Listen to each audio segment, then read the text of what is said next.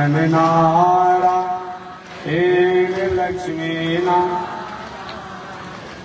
श्रीमन नारायण नारायण नारायण श्रीमन नारायण नारायण श्रीमन नारायण भवतारायण श्रीमन नारायण भवतारायण लक्ष्मी नारायण नारायण नारायण लक्ष्मी नारायण नारायण आग लगी आकाश में बरसन लगे अंगारो आग लगी आकाश में बरसन लगे संत नहीं होते जग में तो जल मरता संसारो संत नहीं होते जग में तो जल मरता संसार श्रीमन नारायण नारायण नारायण श्रीमन नारायण नारायण नारायण लक्ष्मी नारायण नारायण नारायण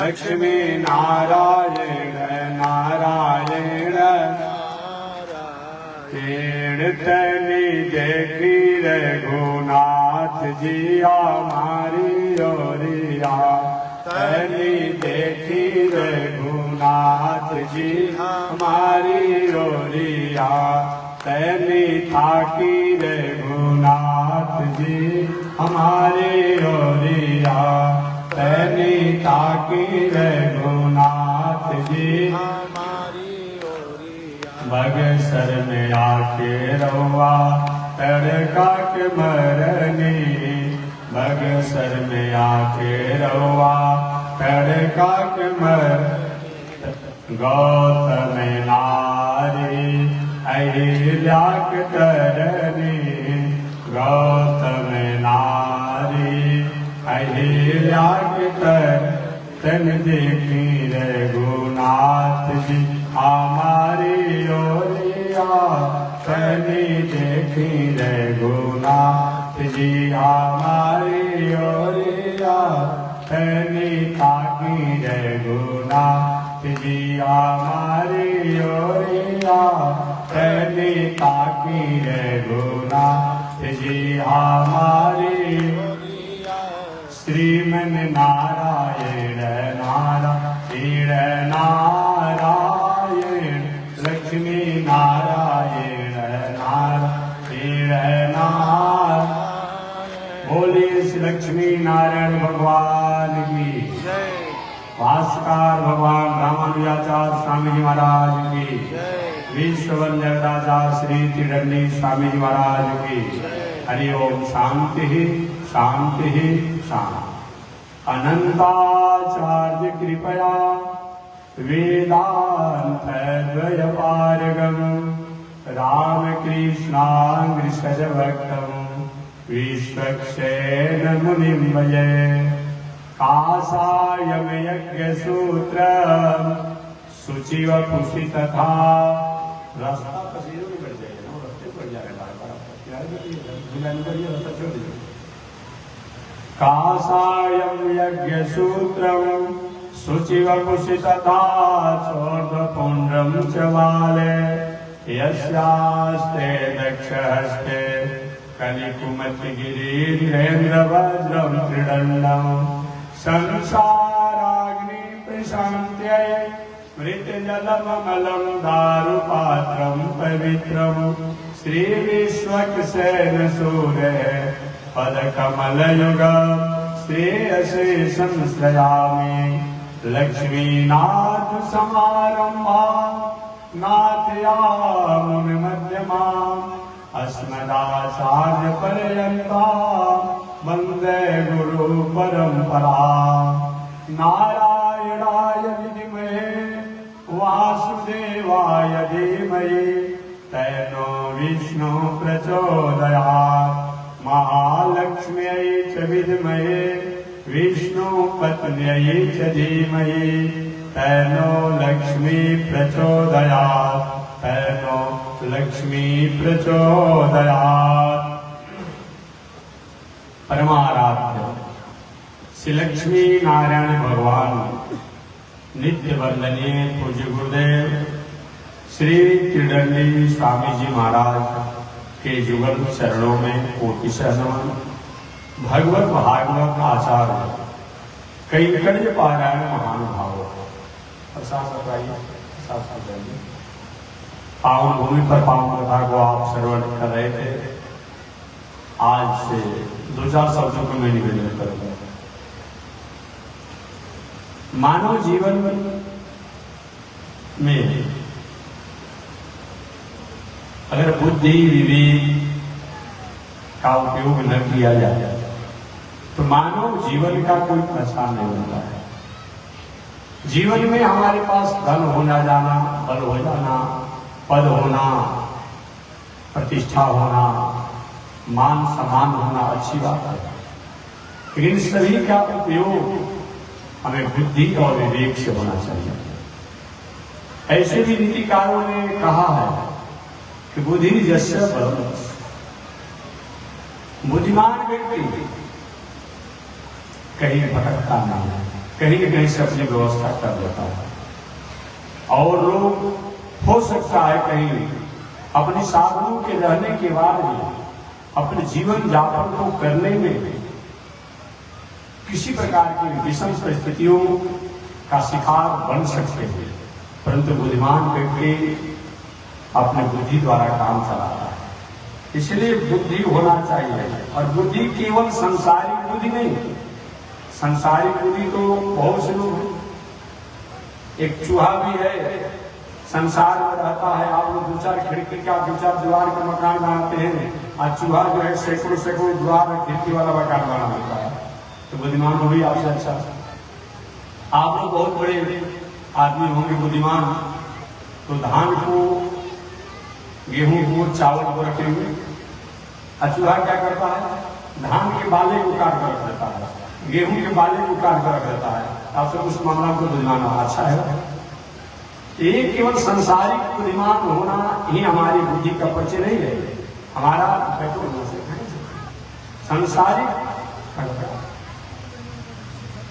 संसारिक बुद्धिमान होना तो संसार के लिए है, लेकिन हमारे जीवन की पहचान, जीवन की व्यवस्था जिससे सतपथ पर चले, ये भी हमें बुद्धिमान होना चाहिए। भागवत कथा में दूसरी कोई बात नहीं है, केवल यही हुआ है कि बुद्धि से विचार करके काम करना चाहिए।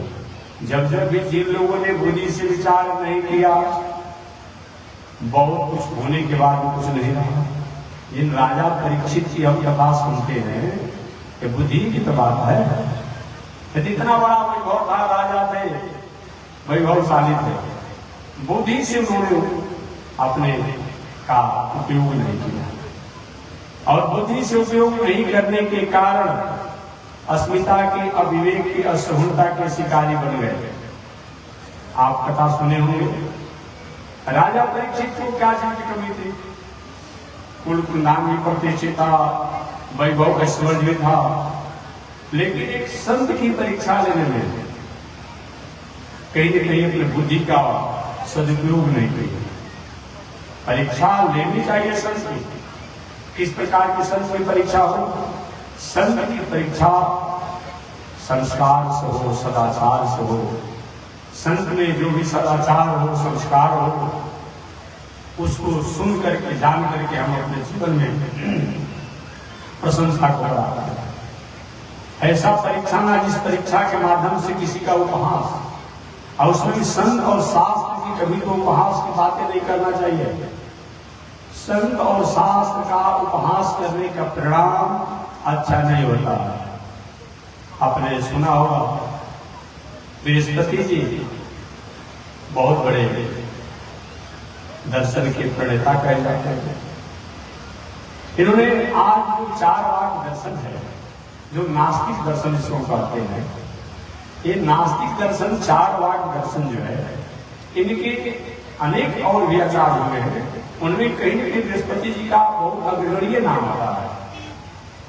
एक बृहस्पति जी एक बार कहीं ईश्वर की सत्ता नहीं होती है, ईश्वर नाम का कोई चीज नहीं होता है, प्रकृति ही सब कुछ करती है। इसके आजकल के चारवाद, मार्क्सवाद, लेनिन, कम्युनिस्ट, माले, सोशलिस्ट, नास्तिक इत्यादि लोग कह दिया करते हैं। लेकिन उन सभी दार्शनिकों से, सभी में विचारकों से मैं सुझाव क्या दे सकता हूं, लेकिन मैं याद दिलाऊंगा, कोई भी विचारक हो, चाहे सोशलिस्ट को हो, कम्युनिस्ट को हो, लेनिन को हो, मार्क्सवाद को हो, माले को हो, नास्तिक हो, चारवाद हो, एबीसीडी जो भी हो, और भी बहुत से चल रहे हैं, अगर कोई ये मानते हैं कि प्रकृति ही सब कुछ है, आखिर प्रकृति को नियंत्रण कौन करता है? ये माइक द्वारा ही आवाज हो रहा है, लेकिन माइक को ऑपरेटिंग करने वाला कोई न कोई है। पंखा द्वारा, कूलर द्वारा, एसी द्वारा हमें ठंडा प्राप्त होता है, लेकिन पंखा, कूलर, एसी को कोई न कोई ऑपरेटिंग करने वाला है ना। बॉल और वेपर द्वारा प्रकाश होता है, लेकिन बॉल और वेपर को कोई न कोई ऑपरेटिंग करने वाला होगा ना। ये प्रकृति को वो मानते हैं, तो प्रकृति को भी कोई न कोई ऑपरेटिंग करने वाला होगा, कोई न कोई उसको मैनेजमेंट करने वाला होगा।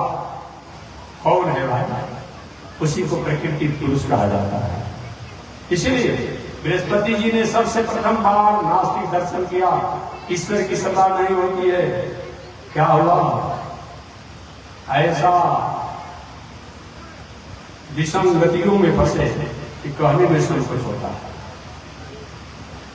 बृहस्पति जी, जब कोई व्यक्ति नास्तिक होता है ना, तो उसका बड़े परिवार में बेटा, बेटी, भाई, पत्नी या एबीसीडी और जो है, ऐसा कोई बहुत बड़ा विस्फोट हो जाता है कि जिंदगी भर मुंह दिखाने लायक नहीं रहता है, मुंह पर काली होता जाता है। यही हुआ बृहस्पति जी के साथ। ये बृहस्पति का दर्शन है। ऋणम कृत्वा घृतम कृत्वा, बृहस्पति जी का है कि ऋण करके भी घी पियो। चारवाक दर्शन में है, ऋणम कृत्वा घृतम कृत्वा, ऋण करके भी घी पियो। अब भस्मी भूत भव, अरे इस शरीर से कुकर्म किया, बेईमानी किया, शैतानी किया, चोरी किया, अपराध किया, उपद्रव किया, किसी को दमन किया, इस शरीर को जल करके एक मुट्ठी राख बन जाएगा, जमीन में गाड़ दिया जाएगा, जीव जंतु खा करके बीट बना देंगे। और कहीं नदी में फेंक दिया गया तो जीव जंतु खाकर उसको भी बीट बना देंगे। ऐसे कहीं होगा तो जल बन जाएगा। ये बकवास की बात है। कुछ खाने कमाने वाले लोगों ने अपने स्वार्थ में कहा यहाँ देना पड़ता है, वहां मिलता है, वहां होता है, वहां होता है।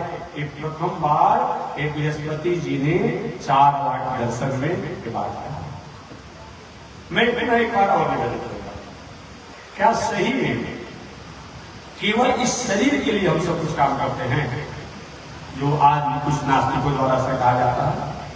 केवल अगर शरीर के लिए काम किया जाता, वह लेनिन, वह मार्क्सवाद, वह चारवाक, वह माले, वह कम्युनिस्ट, वह सोशलिस्ट जो अपने को कहे जाते हैं, उनके सामने उनके पिता, उनकी पत्नी, उनका बेटा, उनका भाई, उनका हित नाता का लाश पड़ा रहता है, मृतक लाश। पूछा जाए भाई जी आप शोक किसका मना रहे हैं? आप तो शरीर को सब कुछ मानते हैं, आप शोक किसका मना रहे हैं? वो यही कहेगा महाराज ये शरीर तो है, लेकिन शरीर में रहने वाला जो आत्मा है ना, जो प्राण है ना, जो जीवात्मा है ना, वो बाहर निकल गया, अब इस शरीर का कोई अस्तित्व नहीं है, इसीलिए आत्मा के निकलने का शोक मना रहे हैं। तो बस उसी आत्मा के लिए, उसी जीवात्मा के लिए, उसी प्राण के लिए ये सब पूजा है, पाठ है, यज्ञ है, दान है, तीर्थ है, व्रत है, कथा है, प्रवचन है, बाकी न कि शरीर के लिए। अगर ये शरीर के लिए होता तो नास्तिक लोग के जो अपने भावक कहीं मर जाते हैं, पत्नी हो, बेटा, बाल बच्चे हो, उनको माला लगाते, उनको कपड़ा पहनाते, उनको घर में रखते, तब शमशान पर क्यों ले जाते हैं? इसलिए जो कहता है कि भस्मीभूत भवन की, ये शरीर जो है जलकर के एक मुट्ठी राख हो जाता है, कहीं बीट बन जाता है, कहीं जल बन जाता है। ये बकवास की बात है कि वहां मिलता है, वहां मिलता है, वहां देना पड़ता है, वहां देना पड़ता है। नहीं नहीं, केवल इस शरीर के लिए कार्य नहीं किया जाता है, इस शरीर में रहने वाला जो आत्मा जीवात्मा प्राण जो है उसके लिए किया जाता है। जो कुछ भी हम करते हैं, श्राद्ध करे तब, पूजा करे तब, पाठ करे तब, यज्ञ करे तब, दान करे तब, तीर्थ करे तब, व्रत करे तब, सब उसके लिए किया जाता है। बृहस्पति जी ने नास्तिक दर्शन बनाया, परिणाम क्या हुआ? बड़ा संकोच बस करना पड़ा। जब आप नास्तिक बहुत बनेंगे ना, संत महात्मा धर्म शास्त्र संस्कृति के प्रति कहीं आप द्वारा नास्तिकता आएगी ना, आपके भले परिवार में ऐसा कुछ हो जाएंगे कि सब तहस नहस कर देंगे। वही हुआ। अब बृहस्पति जी अपने भाई की पत्नी, जिसका नाम ममता है, उसी से इनका कुछ संग हो गया, लट हो गया, चंचल विचार हो गया। और चंचल विचार बृहस्पति को अपने भाई की पत्नी ममता से होने के कारण एक बेटा जन्म ले लिया। उस बेटा का नाम क्या है? भारद्वाज। भारद्वाज है, हाँ भारद्वाज। अरे नहीं कहेंगे, बहुत लोग नाराज हो जाते हैं। एक पुत्र जन्म ले लिया, हो बताइए, गड़बड़ हो गया ना। इसीलिए कभी भी ऐसा काम मत कीजिएगा। आपको संत महात्मा धर्म शास्त्र के प्रति नहीं आदर है, जो आदर रखता है उनके प्रति आपका नास्तिक भावना नहीं होना चाहिए। अगर नास्तिक भावना होगी तो बृहस्पति जी वाला हाल हो जाएगा, ये उनका हो गया। यही होगा, आपके घर में बेटा बेटी परिवार ऐसा कोई बहुत बड़ा वितंडावाद कर देगा, ऐसा कोई उपद्रव हो जाएगा जो कहीं के मुझे खाने लायक नहीं रहेंगे, नाक कट जाएगा, प्रतिष्ठा की नाक कट जाएगी। इसलिए मैं निवेदन करना चाहता हूँ, बुद्धि से विचार करके हमें कोई कर्म करना चाहिए। गायत्री मंत्र में हम लोग बुद्धि की तो मांग करते हैं, धियो जो न प्रचोदयात्, हमारी बुद्धि को अच्छे मार्गों में लगाएं। अब यहाँ भी थोड़ी सी वितंडावाद, धियो जो न प्रचोदयात्। एक कहते हैं लोग कि गायत्री में स्त्रीलिंग का वर्णन है, और बताइए थोड़ा भी व्याकरण पढ़ा होता हो, ग्रामर पढ़ा होता हो, थोड़ी सी अपनी अस्मिता पर विचार करता, अविवेक कर विचार करता। धियो जो न प्रचोदयात्, तो धियो जो न प्रचोदयात्, अगर कहीं स्त्री होता तो जो शब्द का प्रयोग नहीं किया जाएगा, या शब्द का प्रयोग किया जाएगा। लेकिन यहाँ धियो जो न प्रचोदयात्, यहाँ पुल्लिंग शब्द है। दूसरा, अगर कहीं किसी प्रकार स्त्रीलिंग का वर्णन होता तो यहाँ पर जो लिखा गया दिवस से, यहाँ शब्द का प्रयोग किया गया है, दिवस शब्द का प्रयोग किया गया है। भर्गो दिवस से, पूरा गायत्री नहीं बोलना चाहिए, इसीलिए मैं नहीं बोल रहा हूँ, एक दो शब्द आगे पीछे बोल रहा हूँ। भर्गो दिवस, दिवस शब्द का प्रयोग किया गया है, दिव्या शब्द का प्रयोग नहीं किया गया है, देवी शब्द का प्रयोग नहीं किया गया है। अब फिर भी व्याकरण थोड़ा भी पढ़ा लिखा होता व्यक्ति ये नहीं कहता कि इसमें स्त्रीलिंग का बोला होता। अरे शक्ति स्त्री होती है ना, इसलिए एक सूर्य देवता को प्रणाम किया गया है। ये सूर्य देव और उसमें निवास करने वाले भगवान श्रीमन नारायण है, जिनको हम लोग कदम दिव्यो देव एको नारायण न ब्रह्मा नेशाण, एकमात्र दिव्य देवर कोई है वह नारायण है। इसलिए जीवन में बुद्धि से विचार करके ही काम करना चाहिए। श्रीमद् भागवत महापुराण प्रारंभ से लेकर के और अंत तक बुद्धि की ही बात आई है। जिसने बुद्धि से काम लिया उसका बिगड़ता हुआ काम भी बन गया, और जिसने बुद्धि से काम नहीं लिया उसका बनता हुआ काम भी बिगड़ गया। चलिए मैं प्रारंभ करता हूँ। यह श्रीमद् भागवत महापुराण है क्या? पंचम वेद है। चार वेद तो हम सब लोग जानते हैं, ऋग्वेद, यजुर्वेद, सामवेद, अथर्ववेद, ये तो हम सब लोग जानते हैं। लेकिन ये श्रीमद् भागवत महापुराण पंचम वेद उच्यते। हालांकि महाभारत को भी पंचम वेद कहा गया है, महाभारत को भी पंचम वेद कहा गया है। महाभारत पंचम वेद उच्यते। श्रीमद् भागवत महापुराण पंचम वेद विचरते। अरे किसी चीज को वेद का उपमा क्यों दिया जाता है? भाई वेद से कम नहीं है, ये वेद है। जैसे कि महाभारत को भी पंचम वेद कहा गया, भागवत को भी पंचम वेद कहा गया। अब वाल्मीकि रामायण को तो कहा गया वेद है ही। वेद वेदे परे पुंसे जाते दशरथ आत्मजा, वेद प्राचीन सादा से साक्षात रामायणात्मा। वेद करके वेद को भी अगर वेद के रूप में जनाने वाला है तो रामायण है। तो वाल्मीकि रामायण का वेद है ही। आज वेद से उपमा क्यों दिया जाता है किसी चीजों को? वेद को प्राचीन माना जाता है। वेद का मतलब क्या होता है? व्याकरण से, ग्रामर से वेद का मतलब होता है विद ज्ञान धातु से वेद बनता है।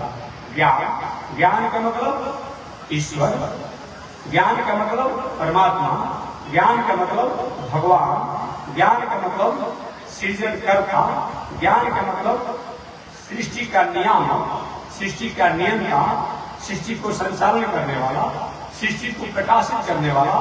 माने दुनिया जहां से प्रकट होती है, जहां से प्रकाशित होती है, जहां फलती है, फूलती है, खिलती है, और जहां जाकर के लय हो जाती है, इसकी जो नियामक और नियंता जो हो, जो प्रणेता जो हो, उसका नाम वेद है। वेद का मतलब ब्रह्म होता है, वेद का मतलब परमात्मा होता है। वही वेद, वही परमात्मा को जनाने के लिए वेद की ऋचाओं में, वेद की कणिकाओं में अलग अलग शब्दों द्वारा समझाया गया है।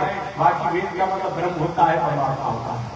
जो लोग वेद के द्वारा ब्रह्म की सत्ता को स्थापित नहीं कर पाते हैं, ईश्वर की सत्ता को स्थापित नहीं कर पाते हैं, वो मानो कहीं न कहीं अपने विवेक का, अल्पज्ञता का पहचान करते हैं।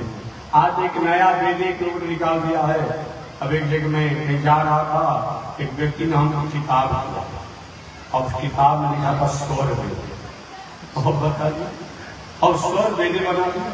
अब जो आए वो नया नया वेद बनाते चले जाओगे।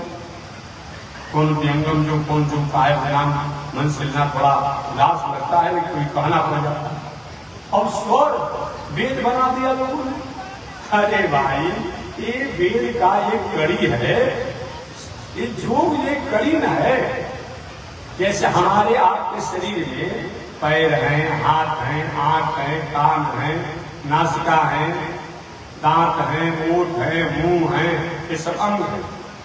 तो उसमें से एक अंग जो है ईश्वर वेद, माने जो ओंकार जिसको हम कहते हैं, ओंकार कहा जाता है, ओम कहा जाता है। एक क्या है? वेद का एक भाग है। नकीर वेद हो सकता है, वेद का एक भाग है। ये समझिए कि इसके द्वारा हम योग साधना द्वारा उन ब्रह्म को पहचानते हैं, जानते हैं, स्वीकार करते हैं। ऐसे वेद जिसके द्वारा ब्रह्म को जाना जाए, ब्रह्म को माना जाए, ब्रह्म को प्राप्त किया जाए, और ब्रह्म में जाकर के लय हो जाएगा, इसी का नाम क्या है? वेद। जन्माद्यस्य जतो नयादितरतः सार्थे स्वभिज्ञः स्वराट्, तेने ब्रह्मवेदादि कवये मुह्यन्ते सूरयः। जन्माद्यस्य जतो नयादितरतः सार्थे स्वभिज्ञः स्वराट्, जिसके द्वारा पूरे दुनिया का जन्म, पालन, संहार और मोक्ष, हम मोक्ष भी अर्थ करते हैं। गीता परिषद जितने भी किताबों हैं उसमें मात्र जितने टीकाकार है सब लोगों ने 3 ही कर लिखा है, जन्म, पालन और संहार। लेकिन हमारे पूज्य गुरुदेव श्री त्रिदंडी स्वामी महाराज ने इस बातों को एक समय एक विद्वान को पढ़ा रहे थे, हमने सुना, तो हमने कोट कर लिया उसको। उसमें आज से लगभग 35 वर्ष पहले उत्तर प्रदेश के बलिया जिला में थे हम लोग। एक विद्वान आए थे भागवत की टीका लेकर किताब, तो स्वामी जी को आए थे दस्तखत कराने की, सुना दें, उसके बाद हम आगे बढ़ाएंगे। तो वही उन्होंने लिखा था जन्म पालन संहार। स्वामी जी का पंडित जी जन्म पालन संहार को लेकर तो मोक्ष आप करते हैं कि ना स्वामी, संहारे में मोक्ष आ जाता है। संग नहीं, संहार में मोक्ष नहीं आएगा। संहार अलग चीज है, मोक्ष अलग चीज है। तो हमने सुन लिया। छोटी सी छोटी बातों को भी कभी कभी बहुत बड़ा वो प्रकाश का कारण हो जाता है। हमने सुन लिया। और हमें उसी समय से हम जो भी कथा कहते हैं तो भले किताबों में नहीं है, आप जो भी किताब पढ़ेंगे टीका टिप्पणी वाला में उसमें कहीं नहीं मोक्ष नहीं है, संहार की बात आती है। लेकिन सही बातें है, स्वामी जी ने कहा कि बताइए अगर आप संहार को मोक्ष मान लेंगे, संहार क्या होता है? हमारी अनुकूलता के विपरीत जो व्यवहार होता है, हमारी अनुकूलता के विपरीत जो व्यवहार होता है, हमारी इच्छा के विपरीत जो कार्य होता है, उसको संहार कहा जाता है, स्वामी ने कहा। और हमारी इच्छा के अनुसार जो काम होता है वो मोक्ष होता है। जैसे आप कोई मकान पुराना हो गया है, अब आप अपने से खड़ा होकर के और उसी मकान को आप तोड़वा देते हैं। चलो भाई मकान द्वारा कोई खतरा हो सकता था, अब अपने से उसको तोड़वा दिया आपने। कहीं कहीं मकान में आगे कोई व्यक्ति इज्जत तोड़ने लगे, अरे कहीं मेरे मकान को संहार करता है भाई। तो हमारी इच्छा के विपरीत जो काम होता है वो संहार होता है, हमारी इच्छा के अनुकूल जो काम होता है वो मोक्ष होता है। तो इच्छा के विपरीत काम का है, हम चाहते हैं कि संसार के आवागमन से हम समाप्त हो जाए, दूर हो जाए, अलग हो जाए, लेकिन बार बार इस संसार में आवागमन बना रहता है। एक क्या है? संहार का क्या है? मोक्ष का मतलब यदि गत्वा न निवर्तन्ते तद्धाम परमम्, जहां जाने के बाद लौट कर आने की कोई गुंजाइश नहीं हो, वह परमात्मा जिनके द्वारा जन्म, पालन और संहार और मोक्ष होता है, ऐसे ब्रह्म को परमात्मा को जानना, मानना, स्वीकार करना और उनको प्रसन्न करना, इसी का नाम क्या है? वेद है। वेद स्पष्ट 4 भागों में बांटा गया, ऋग्वेद, यजुर्वेद, सामवेद, अथर्ववेद। ये 4 वेद बताया गया है। ऐसे चारों वेदों का एकमात्र सार यही है, एकमात्र संदेश यही है कि किसी भी प्रकार से प्राणियों का मन, दिल, दिमाग, बुद्धि, चित्त जो है सतपथ और उस सत्यमय परमात्मा में जाकर के लय हो जाए, लग जाए, इसी के लिए चाहे वह भागवत हो, रामायण हो, वेद हो, इसी पूजा पाठ जगदान के बारे में बताया गया। तो मानव जीवन में बुद्धि से विचार करके अगर हम काम करते हैं तो ठीक है, अब बुद्धि से नहीं विचार कर काम करते हैं तो कर्म बड़ा से बड़ा होने के बाद हमारे लिए समस्या बढ़ जाता है। सृष्टि के प्रारंभ में भगवान श्रीमन नारायण इस संसार में एकमात्र अकेले थे, उनके अलावा कोई नहीं था। आपने महाराज जी लक्ष्मी जी कहा थी, लक्ष्मी जी भगवान के भीतर ही थे। इस शिव को बंद कर देते हैं कि प्रकाश में कहा चला जाता है, भेपर और तार के उसी में रहता था सूक्ष्म रूप से। अभी चारों तरफ चकचक लग रहा, अब वहां से करंट वाला स्विच को ही बंद कर दिया जाए, अंधार हो जाए। अब इतना बड़ा प्रकाश एक स्विच के कमाल से अंधारा हो गया, तो बस वही बात समझ लीजिएगा, इतना बड़ा दुनिया है और परमात्मा जब अपने में समेटते हैं तो सूक्ष्म हो जाता है, बहुत नहीं रह जाता है। भगवान श्रीमन नारायण एकमात्र अकेले ही सृष्टि के प्रारंभ में थे। ओम दिव्यो देव एको नारायण न ब्रह्मा नेषाण। ओम दिव्यो देव एको नारायण न ब्रह्मा नेषाण। न ब्रह्मा, ब्रह्मा भी नहीं थे, न ईशान, और ईशान को उनके मालिक शंकर जी उस समय नहीं थे, एकमात्र दिव्य देव नारायण थे। वो भगवान श्रीमन नारायण बहुत दिनों तक अकेले रहे। अकेले रहने के बाद अपनी आह्लादनी शक्ति महालक्ष्मी जी को प्रकट किया। महालक्ष्मी जी ने कहा, हे प्रभु पहले जैसा सृष्टि का विस्तार करें। भगवान ने कहा कि नहीं करेंगे, नहीं करेंगे। लक्ष्मी ने क्यों नहीं करेंगे? भगवान के इसलिए कि दुनिया का सृष्टि तो करता हूँ और दुनिया में सबसे प्रथम और पहले और किसी को कोई भूलना चाहता है तो हम ही को भूल जाते हैं। बेटा आपका है, पत्नी आपकी है, भाई आपका है, धन आपका है, मकान आपका है, दलान आपका है, दुकान आपका है, मित्र आपका है। आज जिसने आप इस संसार में भेजा आपका नहीं है। अगर वहीं से कहीं वो स्विच दबा देगा कि घर द्वार दलान मकान परिवार भाई बाल बच्चे भाई बहन संबंध रहेगा? नहीं रहेगा। ये दुनिया को तो हम मानते हैं कि अपना है, दुनिया की वस्तु व्यवस्था को हम मानते हैं कि अपना है, लेकिन जिसने इस संसार में हमें भेजा है, दुनिया में भेजा, और जिनके कारण इस संसार के लोगों से हमारा पहचान बना हुआ है, उन्हीं को हम भूल जा रहे हैं। यही क्या है भगवान की। इसीलिए मैं अब सृष्टि नहीं करूंगा। देखिए लक्ष्मी जी पुरस्कार की भगवान श्री नारायण से अपनी भाषा में पुरस्कार में क्या कहा जाता है? वकालत कहा जाता है। लाइयर लोग जो होते हैं वो वकालत करते हैं। लाइयर लोग के वकालत के कारण, वरिष्ठ लोग के वकालत के कारण कभी कभी बड़े बड़े न्यायाधीश भी उन लाइयर के आर्टिकल द्वारा जो सजेशन दिया जाता है, उस आर्टिकल के सजेशन के कारण मान लेते हैं। मुलजिम को कहीं न कहीं बेल भी देता है, बिल्कुल रिहा भी कर देता है।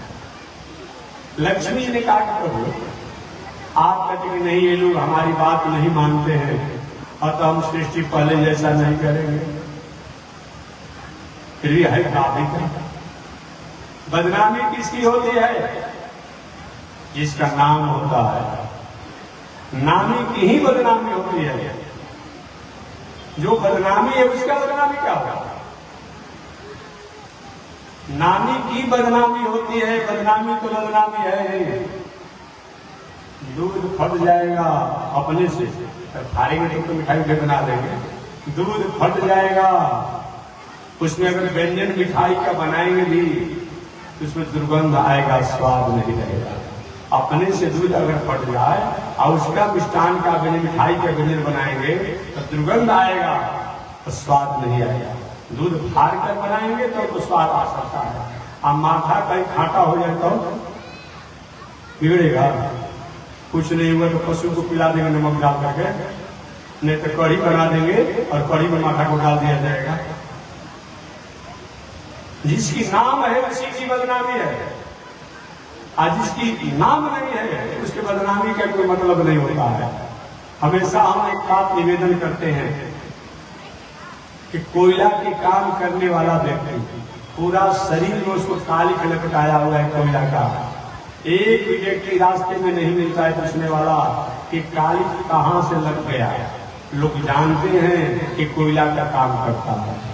आज सफेद कुर्ता पैजामा पहने हो, कुर्ता धोती पहने हो, या माताएं साड़ी वस्त्र पहनी हो, अब उसमें कहीं वो कालिख लग जाए कपड़ा में, तो रास्ते में जितने लोग मिलेंगे समाचार बाद में पूछेंगे कालिख कहाँ लगा, ये पहले पूछेंगे।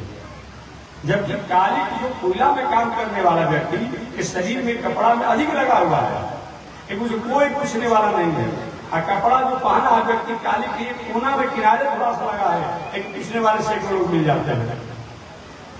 तो नामी की ही बदनामी होती है। बदनामी तो बदनाम है ही। इसलिए कभी कभी लोग इस बातों को नहीं समझने के कारण और मानस की चौपाइयों पर और लिखा होगा कि समर्थ के नहीं दोष गोसाई, कहता है कि समर्थी व्यक्ति को दोष नहीं लगता है। हमको कल भी रहना है, परसों भी रहना है, साल में एक भी समर्थी का नाम हमको बता दीजिए जिसमें दोष नहीं लगा होगा।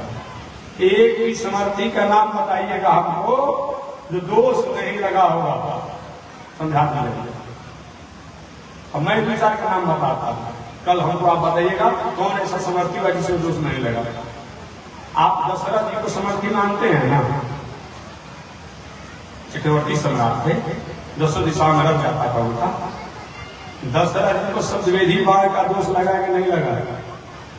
दशरथ जी ने श्रवण कुमार और जो शब्दवेदी बाण मार दिया, जो श्रवण कुमार इस दुनिया से चले गए, वो श्रवण कुमार के माता पिता ने कहा कि जैसे मैं अपने पुत्र के वियोग में तड़प तड़प करके मर रहा हूं, एक दिन ऐसा आएगा कि आपका पुत्र जब होगा, उसमें राम जी का जन्म नहीं होगा, आपका भी पुत्र होगा और उस पुत्र के लिए एक समय आएगा आप तड़प तड़प करके अपने जीवन को समाप्त करेंगे। इतना ही नहीं, उसके बाद से दशरथ जी महाराज को छांट दिया गया है।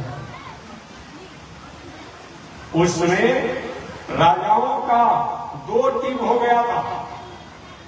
एक टीम की अगुआ हमारे विजयराज जनक जी थे, एक टीम का अगुवाई करने वाले दशरथ जी महाराज थे।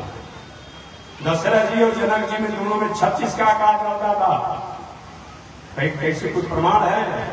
प्रमाण यही है कि जनक जी महाराज के धनुष यज्ञ के अवसर पर देश देश के भूपति आए, कहा गया है देश देश के भूपति आए, पूरे दुनिया से लोग आए। मैं रावण किसमें गया था, कहा जाता और भी बहुत से बड़े बड़े वीर लोग बाणासुर इत्यादि की बात आती है गया था, लेकिन कहीं उस प्रसंग में नहीं सुना गया है कि दशरथ जी महाराज स्वयंवर में गए थे।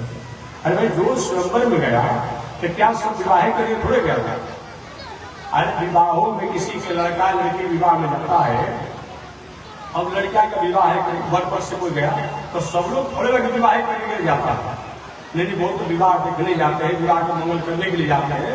तो जितने लोग आए थे जनकपुर में सब थोड़े तक विवाह करने के लिए आए थे, ऐसे भी स्वयंवर देखने के लिए भी आए थे। तो उस नाते भी अगर दशरथ जी महाराज कहीं जाते कोई आपत्ति नहीं है, लेकिन मैंने कहीं नहीं पढ़ा कि दशरथ जी महाराज भी उस स्वयंवर में गए। आप होगा तो हमको भी दिखाइएगा।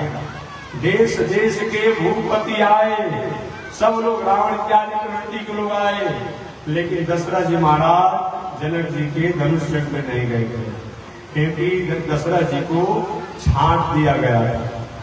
आज की बात नहीं है कि कहीं से कोई उठा कर ले आ रहा है और वे सारा गांव को छांट दे रहा है, वो बात नहीं है, ये नहीं चलेगा। आज तो हो रहा है कि जात पात पूछे नहीं कोई, रुपया देश से समझी हो। अब तो मन के अनुसार पहले के जमाना में साग सब्जी फल फूल ये सब देख करके और इच्छा अनुसार लिया जाता था।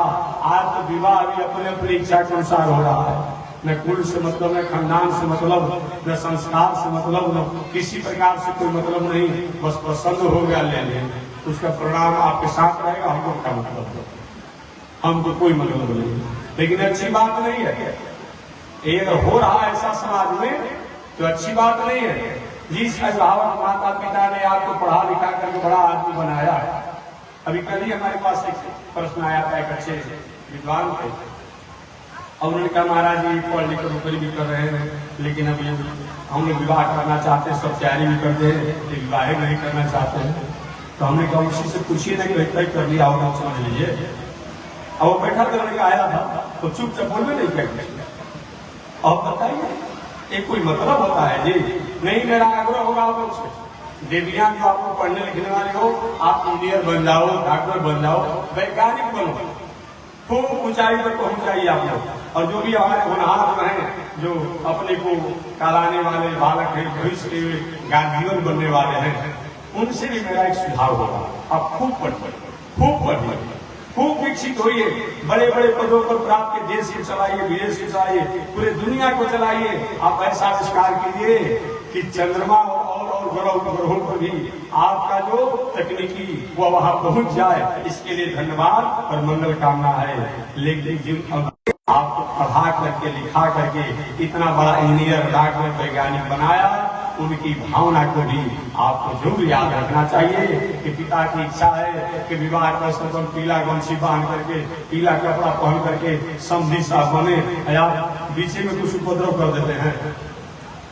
ऐसा मत करिए, कोई भी हो, चाहे बालिकाएं हो या बालक हो, खूब पढ़िए लिखिए। खूब अच्छी बात है कि भाई थोड़ा सा जो माता पिता ने अपना एक अरमान रखा है कि हम बेटी का विवाह करेंगे तो हमारा कन्यादान होगा, अब उसकी आशा पर आप पानी न कर दीजिए, एक काम कीजिए। और बाकी सब आपका अच्छा है, खूब पढ़ना लिखना चाहिए। आज यही सबसे बड़ी कमजोरी हो गई है। अरे भाई तुमको कितना परिश्रम करके कहीं से कर्ज लेकर कहीं से क्या करके तुमको पढ़ा लिखा करके इतना बड़ा बनाया, अब थोड़ा भी बात आप नहीं मान सकते हैं? नहीं, इस पर विचार होना चाहिए। ऐसा नहीं करते हैं तो भाई आपने अपने स्वरूप को समाप्त कर दिया। और मैं क्या कर सकता हूं? तो मैं निवेदन करना चाहता हूं कि जीवन में हमारे दशरथ जी महाराज यहाँ कोई तिलकहरू नहीं आता था, छांट दिया गया था कि आप लोग सुशेरी बाण के अधिकारी नहीं थे तो आपने बाण क्यों चलाया? अब बाण चलाया जब आप एक हिंसक जीव पर, किसी व्यक्ति पर, तपस्वी पर कैसे लग गया? इसीलिए सबके पास निमंत्रण था, लेकिन दशरथ जी के पास निमंत्रण नहीं था। जब जनकपुर से राम जी ने वहां धनुष तोड़ दिए थे, जब संदेशा लेकर के दूत आया तो राम के करवल चिट्ठी, राम के हाथों से लिखा हुआ चिट्ठी था। अजय दशरथ जी महाराज जब सुनने लगे पढ़ लगे तो कहीं जात नहीं खांटी और बैठी। बड़ा चिट्ठी खाटा होता है जी। खाटा इस बात का था कि जिसको छाटा गया था उन्हीं का बेटा जो है जनक जी का दामाद बन रहा। तो छाटा गया खाटा है और मीठा धन का, और जो जिसको छाटा गया उन्हीं का बेटा दामाद बन गया मीठा। बात समझ लीजिए। तो मैं निवेदन करना चाह रहा था, इस तरीका से दशरथ जी महाराज समर्थवान थे, लेकिन इन पर दोष लगे। जहां तक बात करें, आप राम जी को मानते हैं ना? मानते हैं। राम जी ने लंकेश रावण को मारा। लंकेश रावण के पास जो बल था, धन था, ऐश्वर्य था, वैभव था, काश किसी के पास नहीं था। कुल था, खानदान था, किसी के पास नहीं था। थोड़ी सी जीवन जीने की इसका विचार जो था थोड़ा अनुकूल नहीं था। प्रणाम फिर भी मारा गया भगवान श्री राम द्वारा। तो मंत्रियों ने, संतों ने, महात्माओं ने, ज्ञानियों ने, विद्वानों ने, पुरोहित आचार्य ने कहा महाराज कुछ भी हो, विप्र के कुल खानदान का था तो आपको दोष लगेगा। राम जी के आप लोग तो गए थे मारने के लिए, कहे तो जरूर थे कि कुछ दोष लगेगा। तो महाराज क्या करना चाहिए बता दीजिए आप लोग। तो लोगों ने कहा आपको जग करना पड़ेगा, और जग करने से जो जान अनजान में त्रुटि हो गई है, दोष हो गया है, इसका मार्जन होगा। वहीं भगवान श्री राम जग किए, और जग के अवसर पर 4 सोना के गाय, 4 सोना के गाय उन्होंने दान किया। जो भी विद्वान ब्राह्मण संत महात्मा लोग आए थे, कहेंगे देखिए भाई कुछ भी हो, राजा है, यहाँ प्रसाद भंडारा खाने के लिए हम आगे जग के अवसर पर, लेकिन हम दक्षिणा इनका पराश्रित कर नहीं लेंगे, क्योंकि इनके द्वारा अपराध हुआ है, हत्या हुआ है, बहुत से उस लंकेश रावण के कुल खानदान के लोगों को मारा गया। तो लोगों ने नहीं ली। 3 और 13 आप नाम सुनते होंगे। कहते 3 में कहेंगे 13 में कहते हैं। आज वो कहते हैं ना कि आप 3 में कहेंगे 13 में कहते हैं। तो 3 में तो यही लोग आ गए, गर गौतम सांग, अब बाकी और लोग 13 हो जाएगा। तो जात पात कुल खानदान में 13 वाले भी 13 और जो लोग हैं वो कोई छोट नहीं है, लेकिन राजा जिसको है सब्जेक्ट देने को बड़ा हो जाता है। आज अच्छा जिनको राष्ट्रपति द्वारा मनोनीत कर दिया गया, क्या बड़े हो गए, जिसको नहीं मिला वो कम विधान कहलाएगा, कम संत कहलाएगा, कम खिलाड़ी कहलाएगा? ऐसा तो बात नहीं है। एक भाई एक पदवी होती है जिस राजा द्वारा मिल गया उसका महत्व बढ़ जाता है, पुरस्कार मिल जाता है। और इसलिए 3-13 में कोई छोटा नहीं है, लेकिन 3 लोग हो गए, गर गौतम सांडिल, क्या कि नहीं भाई ये तो अच्छा बात नहीं है। अब ये लोग क्या किए, वो 13 लोग तो भोज भंडारा प्रसाद सब पाए, लेकिन दक्षिणा उसको नहीं लेकर पराचित लगे, क्योंकि द्वारा विप्र का हत्या हुआ, दोष लगाया। अब ये 3 लोग लिए, 4 गाय थी, तो वह एको गाय को सीधा साधा ले लिया जाए और एक गाय को बंटवारा कर लिया जाए। गौतम ऋषि ने कहा ऐसा नहीं चलेगा, गाय तो गाय है, चाहे कागज का हो, फोटो का हो, सोना का हो, धातु का हो, आप दोनों लोग दूध ले लीजिए।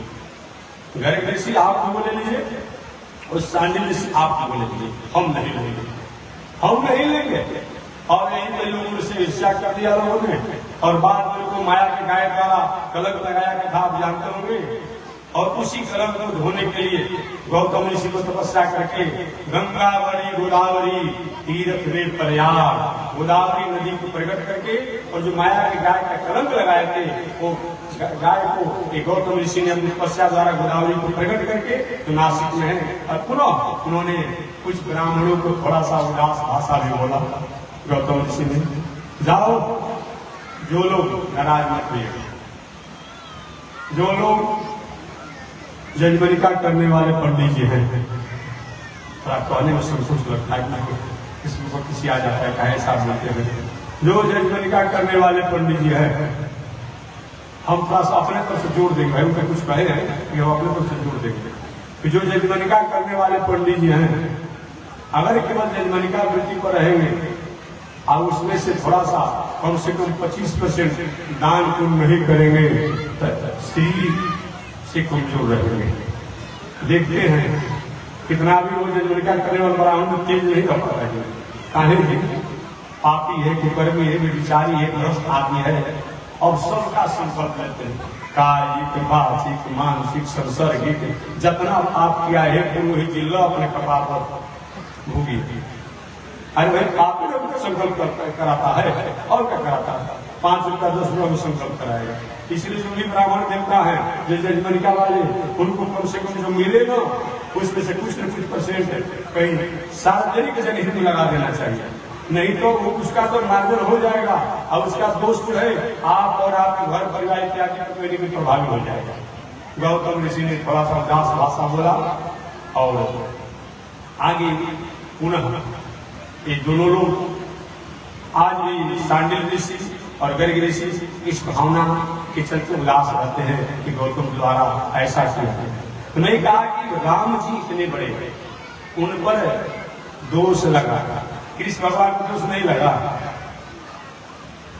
समंतक मणि की चोरी नहीं की और चोरी का कलंक लगा, उसके चलते उनको फिर कथा सुनना पड़ता और भी बहुत प्रकार कथा आती है। राम कृष्ण हो गए, जहां तक चलिए देवराज इंद्र को दोष नहीं लगा, देवराज इंद्र पर दोष लगा विश्व का हत्या किए, इसलिए बहुत इंद्र दुनिया में घूमना पड़ा।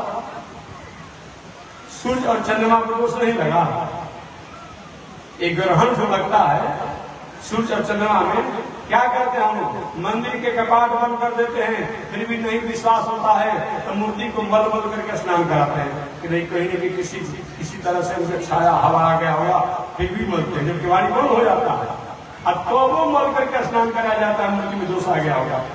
तो सूर्य में दोष लगा, चंद्रमा में दोष लगा, इंद्र में दोष लगा, दशरथ जी में लगा, राम कृष्ण, कौन ऐसा व्यक्ति है आग में दोष नहीं लगा।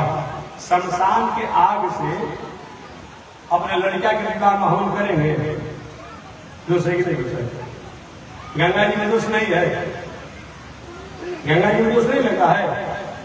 गंगा जी का जल हो और महुआ हो और गुड़ हो, तीनों को मिला देना पर सेवन होगा? नहीं होगा। हवा में दोष नहीं लगता है, हवा में भी दोष है। कहीं शमशान का हवा कहीं लग जाता है, भाई शमशान में रहते हवा लग गया, स्नान करते हैं। इसी बस ये है कि समर्थी व्यक्ति में दोष लगने पर भी वो प्रायश्चित करके वो दोषी नहीं रहता है, ये कहा जाए। बाकी ये नहीं कहा जाए समर्थी में दोष लगता ही नहीं है, ये नहीं कहा जाएगा। तो मैं निवेदन करना चाह रहा था कि भगवान श्रीमन नारायण ने लक्ष्मी जी के आग्रह को स्वीकार कर लिया और आग्रह को स्वीकार कर कहा कि देवी जी मैं आपके आग्रह को स्वीकार करता हूं।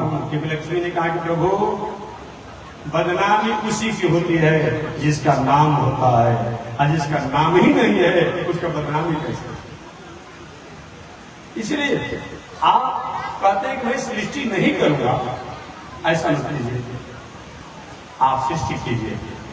लक्ष्मी जी की भावना को आदर करते हुए भगवान श्रीमन नारायण ने अपने सत्य काम सत्य संकल्प से सृष्टि के प्रारंभ में ब्रह्मा जी को प्रकट किया, और ब्रह्मा जी को जब प्रकट किया तो प्रकट करने के बाद उसमें पूरा दुनिया जल ही जल, जल ही जल, जल ही जल था और कुछ नहीं था। ब्रह्मा जी को प्रकट करने के बाद हुआ कि हे ब्रह्मा जी आपका नाम पितामह होगा, ब्रह्मा होगा, और आप सृष्टि का विस्तार करें। ब्रह्मा जी कहे कहाँ सृष्टि का विस्तार करें, सृष्टि का विस्तार हम कहाँ करें, कैसे करें, वो ज्ञान नहीं है। आज्ञा हुआ कि आप तपस्या साधना कीजिए। ब्रह्मा जी वही जब तपस्या साधना करने की आज्ञा हुई, तपस्या तो किए, और तपस्या करके ब्रह्मा जी ने अपने सत्य काम सत्य संकल्प से 4 बालक को जन्म दिए, सनक सनंदन सनातन सनत कुमार। 4 बालक जब जन्म लिए, ब्रह्मा जी ने कहा बेटा हमारे सृष्टि में सहयोगी बनो, लेकिन नहीं बनता, हम आपके सृष्टि में सहयोगी नहीं बनेंगे। अरे जन्म लेते हमारे जवाब सवाल शुरू कर दिया, क्यों नहीं करोगे? ठीक नहीं, हम तपस्या साधना करेंगे। ये 4 भाई साधु बन गए। दूसरा बार सृष्टि किए ब्रह्मा जी, बाबा भूत बावन शंकर जी प्रकट हो गए। भागवत कौन सा था? शिव पुराण में तो कहा गया कि शंकर जी कोई माई बाप नहीं है, कहता है ना। और भी पुराणों में कि शंकर जी के ना कोई माई है, ना बाप है, ना कुछ है। लेकिन नहीं, व्यास जी ने जब तक और पुराणों को लिखा, मन में शांति नहीं मिली। अब व्यास जी ने जब भागवत पुराण की रचना किया तो आत्मतोष, आत्म शांति, आत्म आनंद मिला।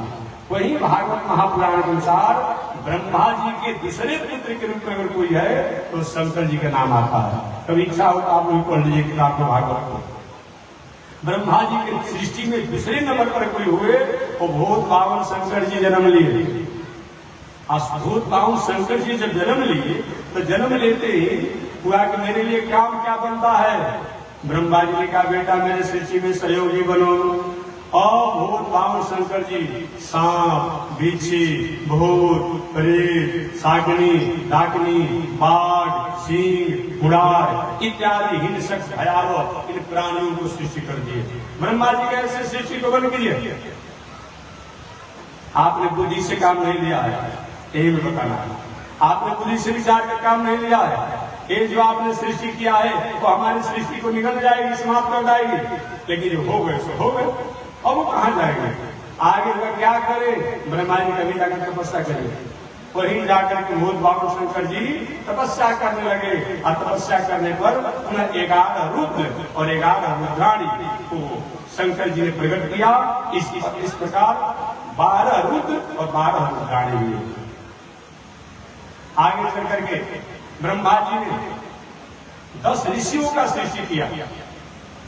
मरीचि ऋषि, अत्रि ऋषि, पुलह ऋषि, कर्तु ऋषि, भृगु ऋषि, वशिष्ठ ऋषि, अंगिरा ऋषि, नारद जी इत्यादि, दक्ष, ये सबको सृष्टि किया।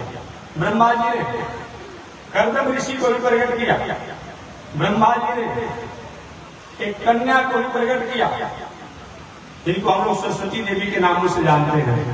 और यही ब्रह्मा जी ने सरस्वती जी को प्रकट किया। थोड़ी सी ब्रह्मा जी की बुद्धि में खोट आ गई, भ्रम हो गया कि सृष्टि अगर मैथिली सृष्टि होती तो सृष्टि का विस्तार जल्दी हो जाता। अभी तो सत्संकल्प से सृष्टि हो रही थी। अब यही ब्रह्मा जी की बुद्धि में खोट आ गई, बहुत उदासी आ गई, तो ये मैथिली सृष्टि द्वारा सृष्टि करना चाहे। और भावना होगा कि स्त्री पुरुष की मर्यादा से हो, और वो उसमें दूसरा कोई स्त्री था नहीं। तो थोड़ी सी मन में उदासी भरी भावना आई। मरीचि इत्यादि ऋषियों ने आकर के ब्रह्मा जी को समझा, बेटा जी नाक कट जाएगी, बुद्धि से काम नहीं लेंगे तो नाक कट जाएगी, कहीं भी नहीं रहेंगे, हम कहीं मुंह नहीं दिखाएंगे। ब्रह्मा जी को ठीक है, मैं अपनी बातों को वापस लेता हूँ। वही ब्रह्मा जी वापस लिए और अपने शरीर को उन्होंने 2 भागों में बांट दिया, एक मनु और शत्रुपा। वही ब्रह्मा जी के शरीर 2 भागों में हुआ, मनु और शत्रुपा को हुआ। वही मनु शत्रुपा से आगे चल करके 2 पुत्र और 3 कन्या हुई।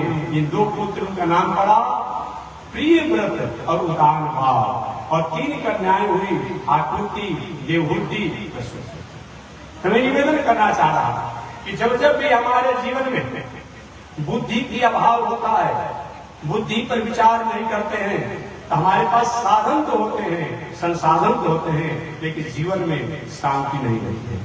अतः जिस अनुपात में हमारे पास धन संपत्ति ऐश्वर्य वैभव हो, उसके अनुसार हमें उसी अनुपात में बुद्धि का प्रयोग करना चाहिए, संस्कार संस्कृति का प्रयोग करना चाहिए। अन्यथा हमारा जीवन बोझ बन जाता है, जीवन के साधन जो है बोझ बन जाते हैं। तो बस मैं शेष चर्चा अगले दिन करूंगा कि जीवन में बुद्धि का कितना बड़ा महत्व है। जब जब भी चाहे देवता हो, चाहे ऋषि हो, चाहे संत हो, राजा हो, अगर हमने बुद्धि का उपयोग करना कम किया, उल्लास किया, तो हमारे जीवन में कहीं से कहीं विषम परिस्थितियां हमारे लिए बोझ बन गई। इसी पर हम चर्चा करेंगे। आज इसी के साथ हमारे विराम। श्रीमन नारायण लक्ष्मी नारायण, श्रीमन नारायण लक्ष्मी नारायण, श्रीमन नारायण नारायण नारायण, श्रीमन नारायण नारायण नारायण। बोलिए श्री लक्ष्मी नारायण भगवान की। हरि ओम। शांति शांति शांति। बोलिए स्वामी जी महाराज की जय। स्वामी जी महाराज की जय। ओम चंद्रमा मनसो जात चक्षो सूरजो अजायत श्रोत्रद्वायुषो प्राणसमुखा दग्निरजायत श्रीसुते लक्ष्मी सुभद्रयावरात्रे आश्वे नक्षत्राणि रूपमस्मिनो व्यातं विश्वे निगाढ मयि घाण सर्वलोकं मयि घाण काषायं यज्ञसूत्रं शुचिवपुषि तथा चोर्ध्वपुण्ड्रं च बाले यस्यास्ते दक्षहस्ते कलिकुमतिगिरीन्द्रेन्द्रवज्रं त्रिदण्डं संसाराग्नि प्रशान्त्यै कृतजलममलं दारुपात्रं पवित्रं श्रीविश्वक्सेन सूरे पदकमलयुगं श्रेयसे संश्रयामि अमर्याद शूद्र चलमतिरसोय्या प्रसवो कृतघ्नो दुरमानि स्मर परवशो वञ्चन पर निशंसा पापेश कथमामितो दुःखजलदे कपारादूत्रेण तव परिचरेयं शरणयो। लक्ष्मी नारायण भगवान की, विश्ववंदनाचार्य श्री त्रिदंडी स्वामी महाराज की। हरि ओम। शांति शांति शांति। बोलिए स्वामी जी महाराज की जय।